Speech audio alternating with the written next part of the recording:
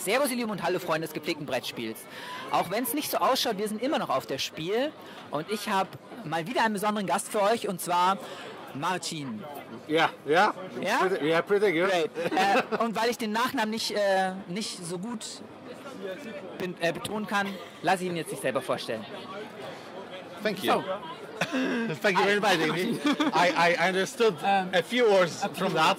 Yeah. Would you mind introducing yourself to our viewers? Yeah, sure. I'm Marcin Wełnicki, which is my surname, and I'm the CEO, creative director, and lead designer at Into the Unknown studio. So one of the biggest Kickstarters, I think 3 years ago. Was it 3 years ago? It's 4, I think. Now. It's 2019, so it's 4. Yeah, and you delivered this year? We delivered just before Christmas, just before November, Christmas. December last year. So I started playing this year, and I'm into the first cycle of the campaign. Took me about 20 hours, and I still got 30 hours it's a big more in game. front of me. It's a big and game. then there will be an expansion. Yes. So it's a huge game. Yes. Yeah. Well, it's in the title. It's an Odyssey. Yeah. I'm sure most people think you played a lot of Kingdom Death Monsters. I played some Kingdom Death Monster. Okay. Yeah, absolutely. And we never this was the pitch. We were inspired by our company was basically like 3 friends back then who were doing it part-time, and I was inspired by, which is funny because there are similarities in the mechanics, of course, but the thing that inspired me was more that this guy could have his dream, uncompromising dream, and bring it to people, and could deliver it to them. That was the most inspirational thing for me from Kingdom Death Monster. And I said oh, this is the guy. Yeah. I feel the same way as he, in the sense that I also have something inside me that I want to share with people, and now I see that it's possible. So that's I will forever be grateful to Adam Puts for that. Of course. Yeah. Adam had a few problems with his Kickstarters, mainly delivery time. You did great. How did you do that? Well. Because I'm neurotic. That's the honest question. I think we've got the same kind of attitude to games. We've got completely different characters. Yeah. So I really approach things methodically. And so when we started the company way before we did ATO, just to learn the ropes. So I've worked in the industry before, both in the board game industry and the video game industry. I had some business and law background, so all those things combined, allowed me to think, oh, this is a very big thing. Yeah. Let's approach it methodically. Let's lay the groundwork. So again, I've started to work on the game in 2016, which was 3 years before the campaign went live. We've started to work the lore, the art, etc. It was coming along throughout those years, so we had a lot of time. We had a lot of things prepared for the Kickstarter campaign. This has been my method throughout the years. So with Sins of Herakles. We started pre-production on that in 2018, if you can believe it. And it's pre-production on the lore, on the setting, on the characters, primordials, etc., etc., etc. But it does really, this kind of approach really allows us to think in the span of years ahead. What we'll be doing. We know what this is going to be about. We have not created every single detail of this monster or this campaign, but we know what it's about. We know where it's going. It believe me, it makes a real difference for me and for all the other employees that we now have. That they know that there's a plan, there's a course. They know it's really we never sit down and say okay, what's this gonna be about, or what do we do with this system? We know we don't know exactly how it's gonna pan out. Work out, and we'll be designing, we'll be testing, maybe we'll scrap. for Cycle 5, which is yet to come. Yeah. There's a monster called the Meduketos. There were like 3 radical visions of that monster before we arrived. Like the third one is the one that you'll get to play. Yeah. There were other visions for that. Is it the tower thing? No, it's like it's like this shrimp thing.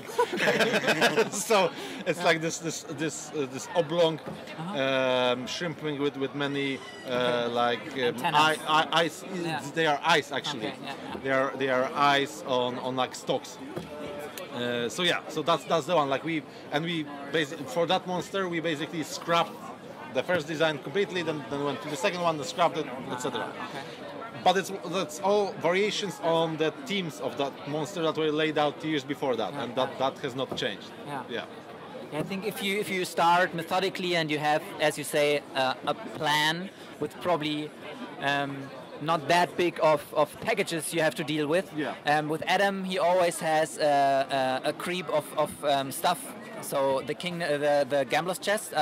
You got the gambler's chest as well. Yeah. It's huge. Yeah. And the pitch was like this big. So it's probably like 3 times as big. Well, I applaud the ambition. Like it's great. Like once you because again. I like Adam Puts and like his games. Yeah. So I can picture the gambler's chest, or I can picture his games in that. I paid very little for the gambler's chest, and I got this huge thing that's like gambler's chest was supposed to be just some scenic minis or like poses, and it's this giant big campaign. Yeah. And I only had to wait 7 years for that. So if you can wait, then that's a great thing to do. And and you can see that he takes his time. He loves what he's doing. Again, it shows his passion. I probably couldn't do it like that because again that's the neurotism. I really did, I couldn't say like, oh, I live for the dream. This is my perfect vision, and I will be all beholden only to that. I couldn't do that because again, when I see people like saying like, oh, the game is my for us, like because we also had a delay. It's not like we delivered on time. There was the pandemic. There was other stuff, and even without that, like we would have several months of delay because it's a huge game, and we never did like something like this before. And when I see like comments of people saying like, oh, we don't know when it's gonna come out, it's delayed, etc., etc., I really do feel bad. Like I do feel beholden to them. Like I do feel that they allowed me to do this. Like I am doing what I love now because of them, and so this is what they should expect. Like they should expect me to be on time. So nice.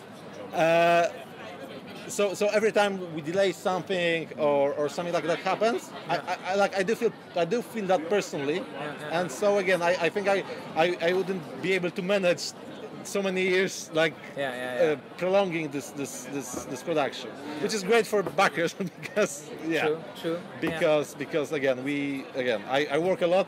I work in the office hours, after office hours. I work on the weekends, not always, but sometimes, especially by the end of production when everything needs to be put together. For me, that's like I don't expect that from anyone at the office, but I do feel that I have like to myself to just put it together, like to not half-ass it, to put it together correctly and then ship it. So yeah. So when you say at the end of production, the next circle package, so the expansion. Now, like it's now. Like I'm coming early. I'm coming early from here. I'm leaving tomorrow. To work on ITO. Like because I couldn't leave for a whole week. So I came here on Wednesday morning.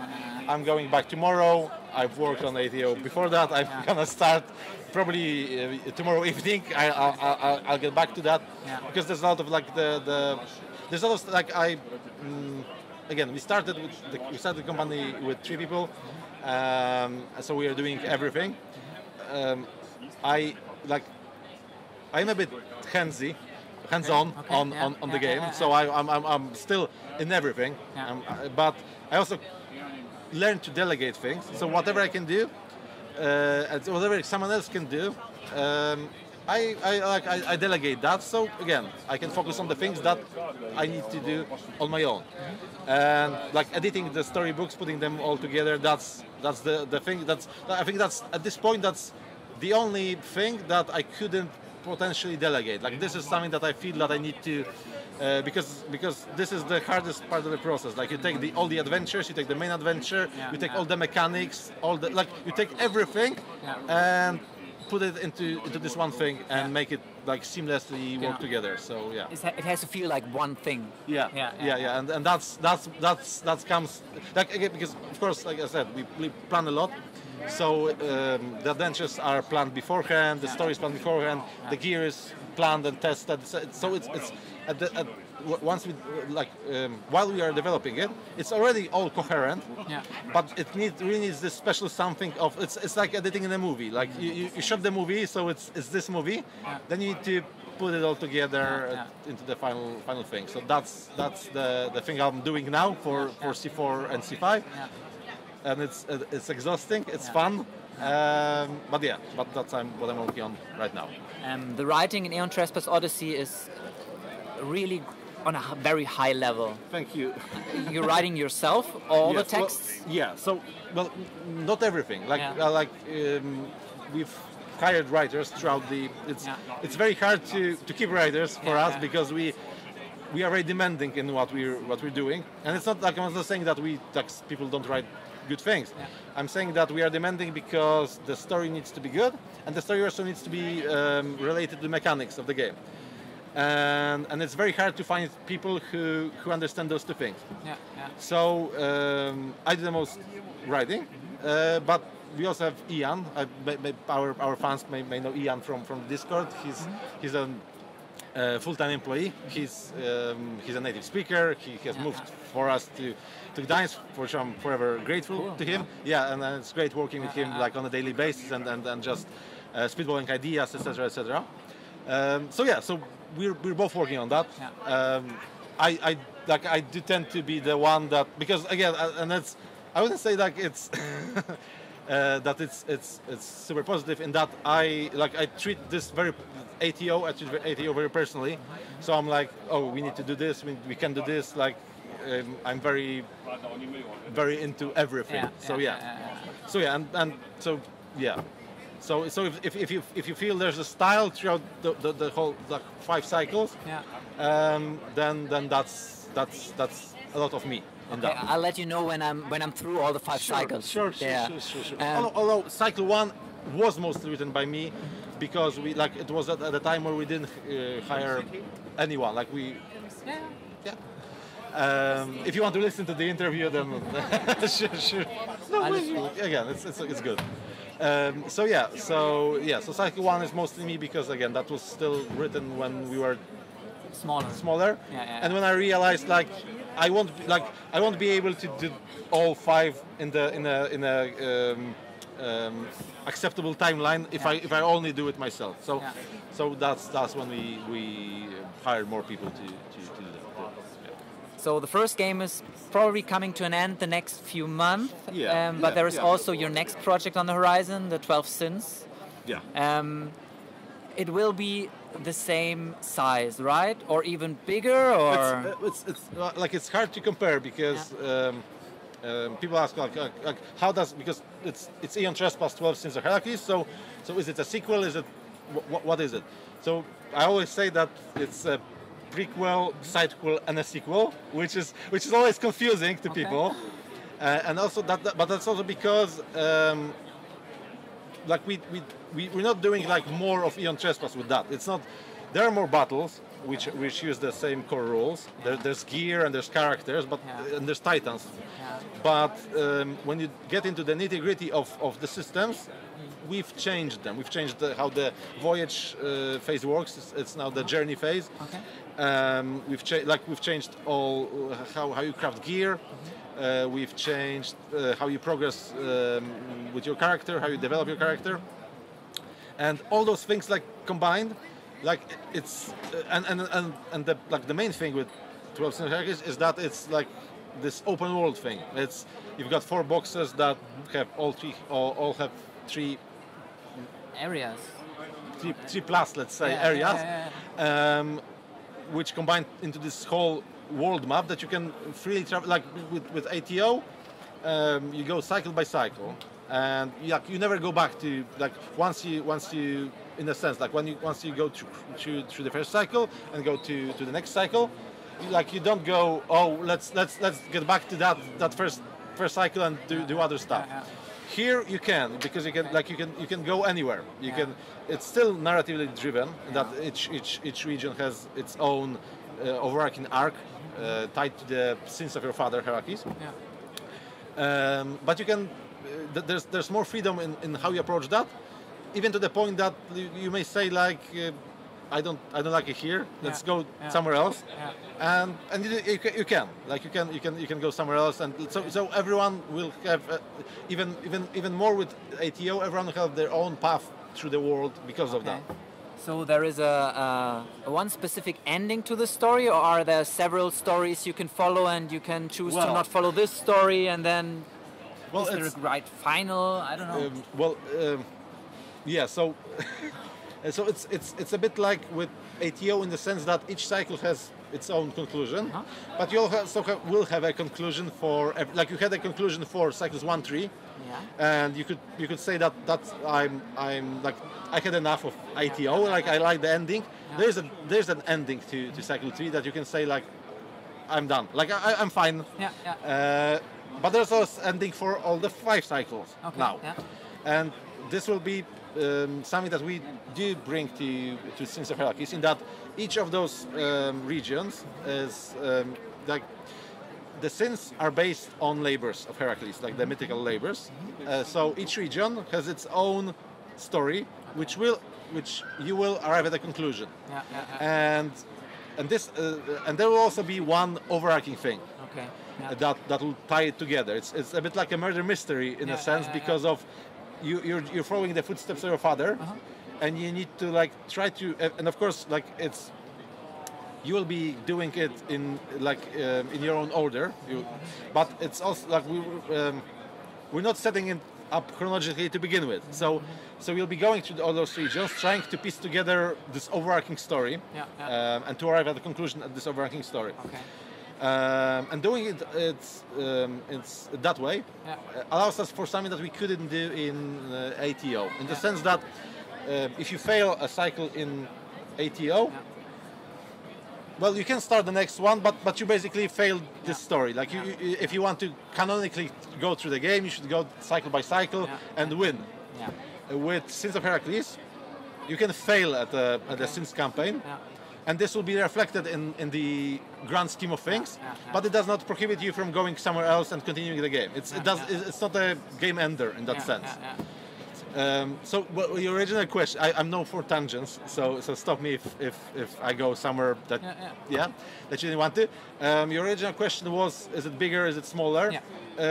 It's considerably bigger, but it's hard to gauge in that sense, and we'll see the whole picture once we finish it all up.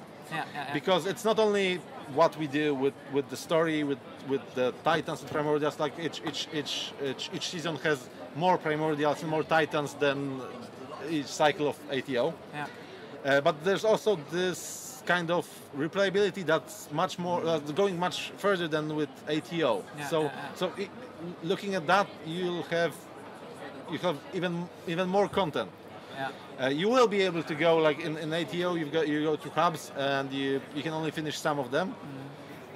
In Sins of Herakles, you can considerably go back and go through other adventures in a region that you've already left, for example.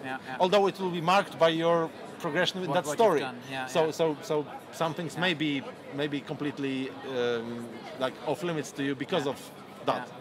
So basically, the people can choose how long they want to spend in a region, or how long they want to wait till they approach the end of the game. Well, they have to fulfill certain goals before they reach their end, but they can also do, like, 100% run and look for everything. And but of course, like, they can do a 100% run, but they will still face hard choices in the game. and those choices might like limit their options later. So you can do it 100% in that sense, but you still won't know what that different path that you didn't take. So you want to play again and see it again. Oh yeah. And one thing is that you can go everywhere, but we are not doing, because I think it will be boring. We're not doing level scaling to the, like, it's not like the summer starting region is Nemia. Level 1 to 10, and then and the one of the ending regions, like from spring, is Olympus Waves. Yeah. So it's not like the difficulty of the monsters will be the same in those places. Like it's you will need to. You will, like, in some places the game will even force you to, this is getting too tough here. Let's postpone here. Let's go somewhere else to gain some other gear. Because the fun thing with ATO is that all the tech trees are intertwined, and you get gear from this monster that's considerably good for someone else, etc., etc. We are retaining that, so it's not like you need to go to a region and you'll be fighting this one monster, like the whole to farm it. Yeah. You can go mix and match. It'll help you progress through the game. You can venture into higher level areas to maybe gain more. Push your luck. But it's more risky. And get back to that. Maybe you've stayed in one region too long, and the primordial there has over leveled, because in ATO, as you know, you've got the evolution track, and you can of course fight one monster every time, but it's gonna evolve quicker then. So in Soch, it's even more pronounced in that sense that in a sense in this region you've got this monster. So if you are fighting this monster all the time, it's gonna outpace you in power level. So it's wise. And the stories will also allow you to do that. It's wise to go somewhere else, to visit somewhere, so you don't get bored with the monster, with the region, with the story. You can travel throughout the world, and there will be, like, you are traveling on foot at the beginning, but you may have other means of travel too. So it's gonna, like, there are very fun things we've planned for that. I'm pretty sure that there will be a lot to talk about probably when we next meet up about 12 Sins. Can you tell us anything about Kingdom Forlorn? I can tell you everything. Everything. Whatever you want. Ask away. Like. The thing I don't understand correctly is how the story of the kingdom mixes with the story of the knights, and when you can just exchange your companions, how that influences the story of the kingdoms or the stories you. So our constant challenge with our games on Kickstarter is to convey actually what they are about, in that sense that for ATO we've got this grand thing that that's civilization builder, that's boss battler, that's adventure game, all in one. It's very hard to convey that to pitch it to potential players. And we had a similar though different problem with KF, in that we imagined it like shared worlds, like we imagined like it that multiplayer game. Okay. In a sense, like you've got your knight, and you pack it all in your knight box.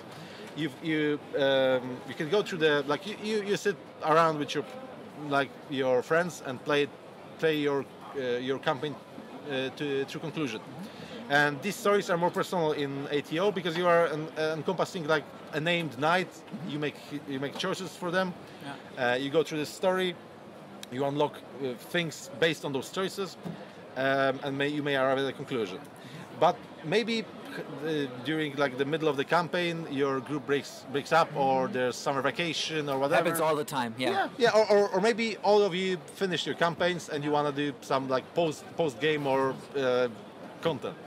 Or maybe you're going to a convention. You can pack it up and play with other people, because so again the video comparison is apt in that sense that treat Kingdom like a server and your character like a player character. So, like, wherever you go, you will encounter the kingdom that the person the kingdom belongs to.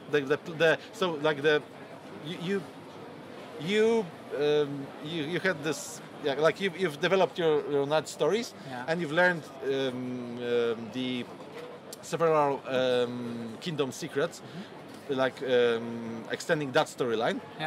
and that's like your kingdom. And if someone else comes to you, Yeah. they will do that in your kingdom. Yeah. Okay. But they will take whatever they learn here to their own kingdom. Okay. Yeah. So that in that way, it's like a shared world experience. Yeah. And again, I'm very curious how players will interact with that, because you can play the game like as a like you can play it traditionally. We are like 4 players, 4 friends, sit around the board game table like week after week after. You can go through it and you can be done. Yeah. Or you can like hop and see like, oh, we've discovered these secrets in our kingdom, but I've went to my friend and he has completely different. Yeah, exactly. Okay. And and this system is bolstered by the fact that you can go on like side delves, like in ATO. It's all in the service of the campaign of the story. And in KF, you can take a breather and go on a side quest or go on a side hunt, etc., etc. So you may say like, oh, I don't feel like pushing. Like, let's say again, 2 of your friends go to for a holiday, and you're left with someone else, you're left alone, and you want to play the game, but you don't want to progress the story, even your own story, because you've been playing together. So okay, so I'll go on in these like free roams in the kingdoms, just to find some cool stuff, play a little, fight monsters, do some like side adventures, side quests, and not really progress the main thing. So. Yeah. Okay, I'm pretty curious how people probably figure out to beat the system, to get advantages in this kingdom and then put it back in their own. So, but we do have what we call like presence director, which is that you can overlevel your. Let's say you play a lot and your friends don't, and you're suddenly level equivalent of level 20 and they are level 5. You will be able to play the game together, but it won't be. A lot of games do averaging. Like let's add all the levels, then divide by the number of players. This is the number of the encounter. That does not really work for me. So you will the 20 level player will face additional challenges during that encounter. So it'll be like the game has 2 difficulty levels at the same time. So that player that overlevels may think that he's like allowing the group to like carry. They may think that they're carrying the other players. Yeah, like in World of Warcraft, when you have a strong player and he carries you through the region. But it's not as simple with Kingdoms Forlorn. Like you may actually make for different reasons make some things harder for them because of that. And it's gonna again. So that's one of the tricky parts to balance in our game. Like it's an involved system, and I know like we didn't talk about it a lot. But it is at the core. Like I remember that people made fun of our inverted commas paradigm when we said like, oh, you're gonna like the monster, gonna get tougher, you'll get tougher, etc. And it's hard to convey like, those like new concepts without showing them. So I think that players will be surprised what we came up with. But you still got a little bit more time till you deliver Kingdom Forlorn. But not that much. Like we currently plan to do it like by the second part of Q2 next year. So there's also you'll have your ATO stuff. Then you'll have your KF stuff. Like and again, our schedule is getting busy. We've got V3 in development too. Again, we are expanding, so you'll get more and more fun stuff from us as time goes on. So, You brought us a few really great board games. What are the board games that influenced you during your life? When did you start board gaming? How did you get into board gaming? The abridged version. Like I played a lot when I was a kid. Like I played with my parents. I remember that one time, like I don't know, 5, 6, 7, 8. I don't remember the exact age, but I got really sick, and my parents bought me like 10 board games. They hid it under my bed for me to find like throughout the whole sickness. And I think that's something that started to influence me. So again, all the staples like Monopoly, etc., etc. I remember that we had like a Polish version of Talisman, which we also played a lot. Then it was things like Warhammer. I've graduated to miniatures, which stayed with me to this day. In the sense, I don't play Warhammer, but I do love the miniatures. And then I had like a period of like disconnect with board games. I was more into sports, then into digital like video games. And I reconnected in like 2005 when the new wave of modern board games hit Poland, and I was going to conventions, and I found Citadel, which was one of the games that really brought me back into the hobby. And from then on, like I started with a lot of Euro games. Like I like Puerto Rico. I love Kailus, and then I gradually wanted more storytelling in my games and wanted more hybrid games. Like I did like the American style games, Ameritrashes. I did find them a bit too random for me, and I always wanted to find a happy medium between those two things. My first game, End of Atlantis, which actually, if you look at the cover of it, it's like foreshadowing ATO in a sense. It's a game from 12 years ago. Was like this hybrid Euro game with bidding. And by the time I got into the business from the translation side, I became a translator. I needed I was studying law. I needed like a steady income. So I started to translate board games. At the time I was also writing my own fiction. I wrote several novels by the end 30. I wrote 2 novels and like several dozen short stories. They all got published. And from both those experiences, I got recruited to the video game industry, where I worked on video games and video game stories, etc., etc. And by I was like 33. I said like, okay, I'm making a steady income. I've made it as the person I wanted always to be. I followed my passion and paid off. I've got a stable income. So what do I want to do with my life at that point? And I said like I want to do it uncompromised, like again, and that's why I saw Kingdom Death. And so like I want to do something that's uncompromising. That's all me. And that's how I said like I've convinced people that I worked with at the company, at the video game company, that it was a good idea to do it. And so we launched this company, this small company, and we launched it in 2017. And ATO was already the end goal of that. But we started with smaller projects just to learn the ropes, learn how to do miniatures, learn how to do shipping, etc., etc. And those were invaluable lessons for us. Without that, we wouldn't know what we were doing with ATO. And so before ATO, we had 3 successful campaigns. We had the 2 campaigns for miniatures, for Nymphs and for Eschaton, and we did a Polish-only Kickstarter game called Slavia, which was like a new version of a game I did years before, which was a card game, which had nothing to do with miniatures or grand adventure, but which allowed us to do, this is how you do editing, this is how you do logistics, etc., etc., etc. Does that answer your question? That's the short story. That's the short of it. But you also already answered my second question, how you got into designing board games. So that's pretty much the whole story, and it sounded very natural. So one thing led to another, and now you're where you are. But I think there is still a lot of way to go. For your next big Kickstarters. We do have big plans. The company is expanding.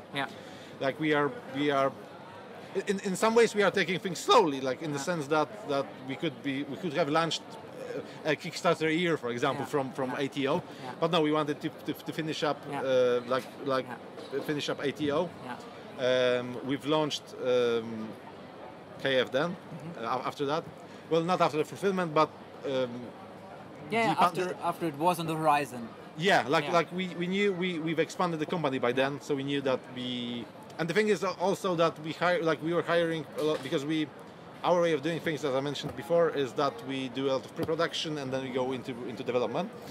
And so most people don't know or don't think about it, is that the people who work on pre-production are not the same people. Like I am this kind of creator that is involved in every part of the process.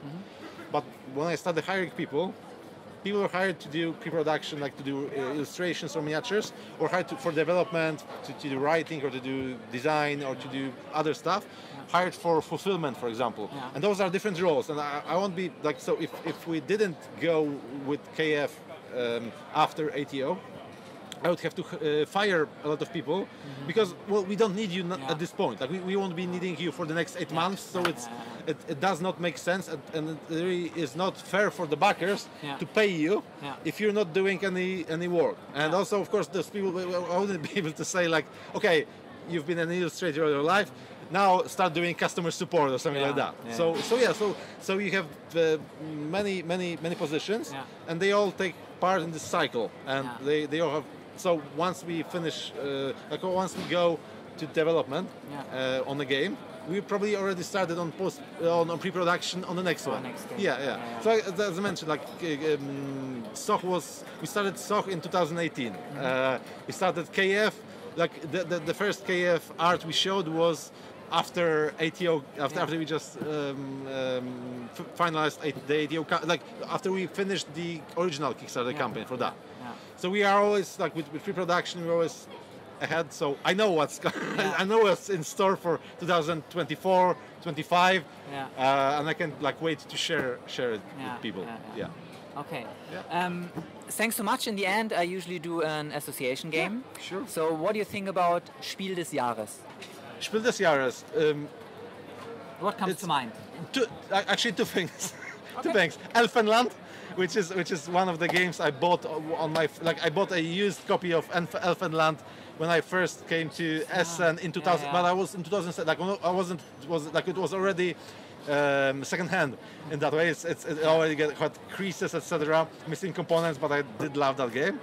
And it's also and like the other thing is that I do feel that for me it's too narrow. Like it's a too narrow thing. Like I think the board game industry has outgrown the confines of Spiel des Jahres. So those are like two. So one is like it's one of my like founding memories for Spielessen is just finding that Elfenland, and that's mine. And I did play throughout the years. I did play a lot of I do feel that it's an important. Like I have never been. I didn't play every Spiel des Jahres as it came, but those that I played, like I was never disappointed in the game. So. Kickstarter. It's a place where you make dreams. Like it's the only way we could have done ATO. Like there was no other way to do it. Mostly because. We wouldn't be able to afford like retail margins. Like we could take small margins for ourselves. We couldn't do this game at this scale for this amount of money for retail. So it's a great place to be. Like it's a place of innovation. Like I do like for a lot of time Spielessen was that place.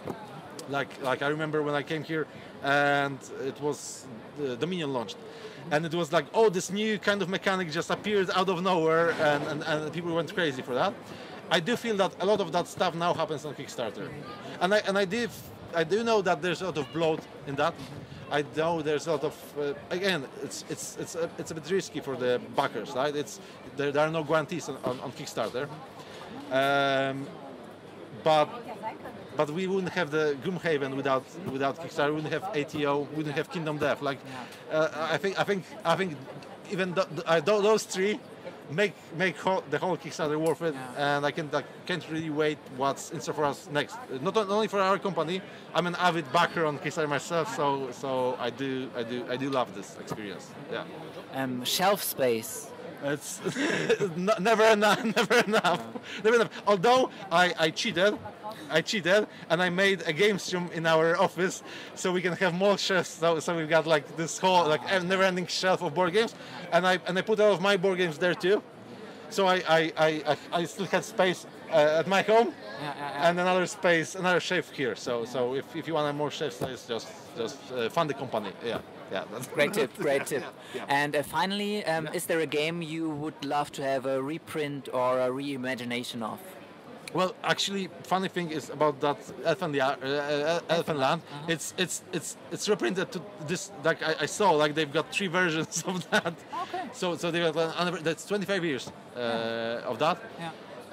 A lot of the reprints that I wanted happen. Like Dune happen, which I really like. I do feel like it can go a long way.